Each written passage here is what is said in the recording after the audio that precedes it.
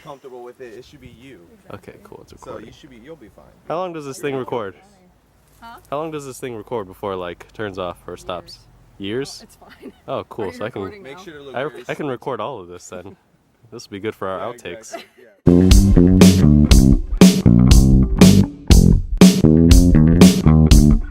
So what I'm going to talk to you guys about is the past of the Florida panther. The Florida panther used to roam the woodlands and the swamp areas in the southeast region. That includes parts of Tennessee, parts of South Carolina, Alabama, Mississippi, Georgia, and all of Florida, obviously, because Florida panther. In the 1600s, the Europeans came and they started settling and building houses and businesses and things like that, so it scared the panthers away. Also, another factor that diminished the panther population was the fear of the panther. So that means that they were being killed for no reason. Today, there are less than 100 panthers in the U.S. They are mainly in Florida, near the Caloosahatchee River. In 1973, the panther was added to the U.S. endangered species list, and they are the most endangered species in the U.S. currently. My name's Elliot Gonzalez, and I want to be talking to you guys about the constraint on the Florida panther here in Southwest Florida. We're growing as a community, and everywhere around us there's new developments being brought up. There's new, plazas, as you see, University Villages coming up, which is kind of affecting the actual environment itself, as well as the Florida panther.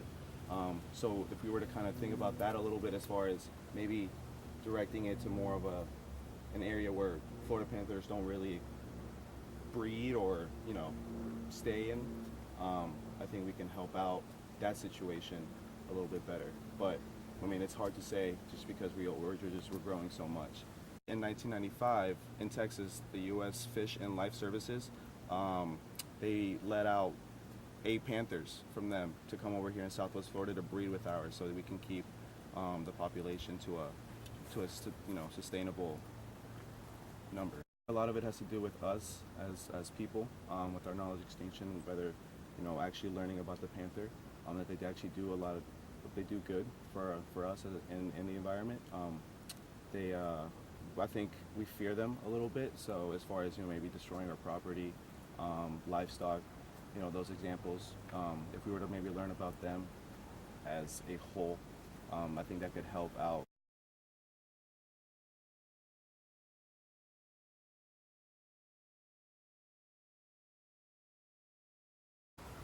An example of one of these organizations would be the Nature Conservancy. Earlier this year, they actually acquired 1,528 acres of land along the Caloosahatchee River. This land is to help preserve and conserve the Florida panther. Another nonprofit organization that is making efforts to save the Florida panther would be the Florida Panther National Wildlife Refuge. The center is located in Naples, and they are always accepting donations. Plans to save the panthers focus on 3 areas of action. The first, additional habitat must be secured and enhanced.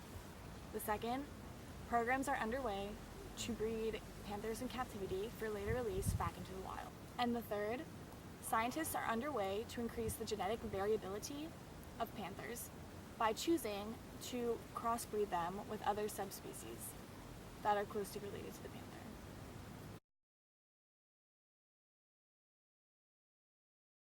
Estimated to be then 2 years old, Uno the Florida panther, housed within Naples, Florida Zoo, has survived the gunshot wound to his face and hindquarters in 2014. Unfortunately, the shooting has left him permanently blind and has left him to live within the zoo. We're talking about the Florida panther. Oh, well, I don't really know much about it. It's okay. That's exactly what we're trying to go for. So, you don't know much about the Florida panther? No, I don't. Okay. Well, could you probably guess how many are in the wild right now?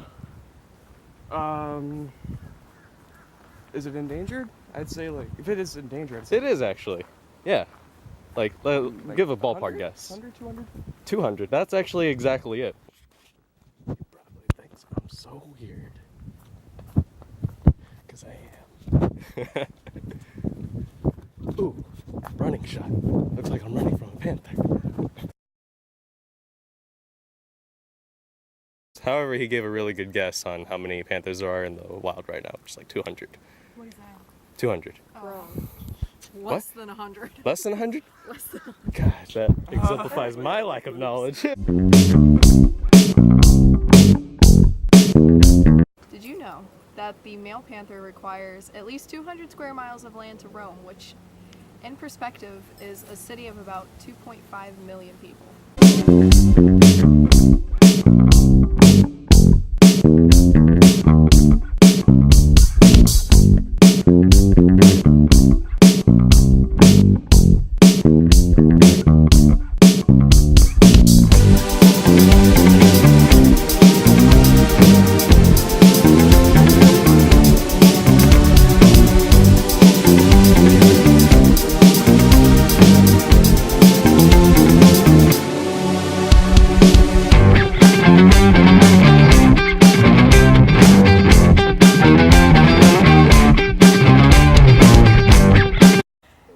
Alright, girl.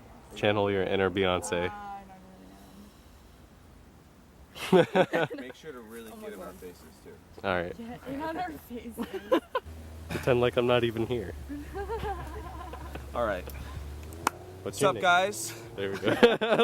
like a YouTube video. Yo, guys, this is Elliot. What kind of city is that?